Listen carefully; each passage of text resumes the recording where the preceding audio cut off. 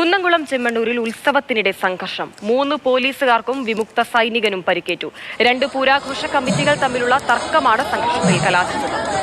ഇന്നലെ വൈകുന്നേരം ഒരു 8 മണിയോട് കൂടിയിട്ടായിരുന്നു ഈ സംഘർഷം ഉണ്ടായിട്ടുള്ളത്.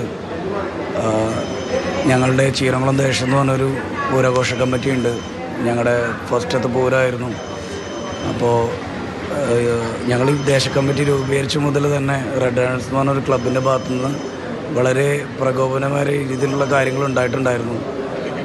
ഈ പൂരപ്പറമ്പിലേക്ക് വരികയാണെങ്കിൽ നമ്മളെ മർദ്ദിക്കുമെന്നും ഇങ്ങനൊരു ദേശം പിന്നീട് ഉണ്ടാവില്ല എന്നും പറഞ്ഞിട്ടായിരുന്നു അവർ ആദ്യം ആരംഭിച്ചത്.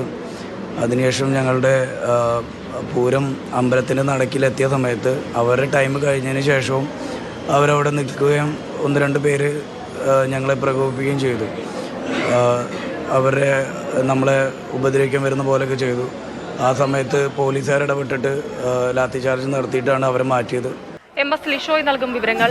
ലിഷോയ്, ഉത്സവത്തിനിടെ ചെറിയ തർക്കങ്ങളൊക്കെ കാണാറുണ്ട്, പക്ഷേ ഇത് വലിയ രീതിയിലുള്ള സംഘർഷമായിരുന്നു എന്ന ദൃശ്യങ്ങളിൽ നിന്ന് തന്നെ വ്യക്തമാണ്. പോലീസ് ലാത്തി വീശുന്നത് ഉൾപ്പെടെ കാണാം. ഇപ്പോൾ സംഘർഷം അവസാനിച്ചോ? എന്താണ് അവിടെ ഉണ്ടായത്? ഇന്നലെ രാത്രിയാണ് സംഭവം ഉണ്ടായത്.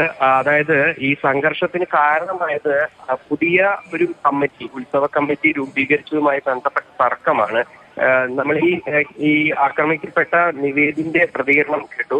നിവേദ് ഉൾപ്പെടെയുള്ളവർ തുടങ്ങിയ ഒരു പുതിയ പൂരാഘോഷ കമ്മിറ്റി, ആ പൂരാഘോഷ കമ്മിറ്റിയും മറ്റൊരു മുൻപ് ഉണ്ടായിരുന്ന മറ്റൊരു കമ്മിറ്റിയും തമ്മിലൊരു തർക്കമാണ്. പിന്നീട് അതൊരു ഒതും തള്ളും ആദ്യം ഉണ്ടായി. പിന്നീട് അതൊരു വലിയ സംഘർഷത്തിലേക്കും കലാശിക്കുകയായിരുന്നു. ഈ നിവേദനം പോലീസ് ഇടപെട്ടു.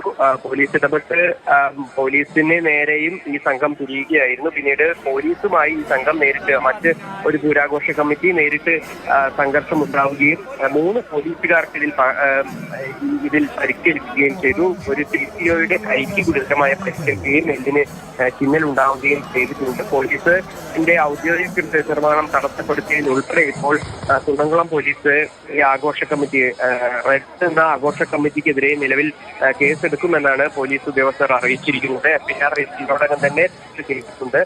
എന്തായാലും ഗുരുതരമായ ഒരു സംഘർഷം, വലിയ തോതിൽ പോലീസും അതുപോലെ തന്നെ പുരാഘോഷ കമ്മിറ്റിക്കാരും തമ്മിൽ ഏറ്റുമുട്ടുന്ന തരത്തിലേക്ക് വരെ ഇവിടെ കാര്യങ്ങൾ എത്തി എന്നുള്ളതാണ് പ്രധാനപ്പെട്ട കാര്യം.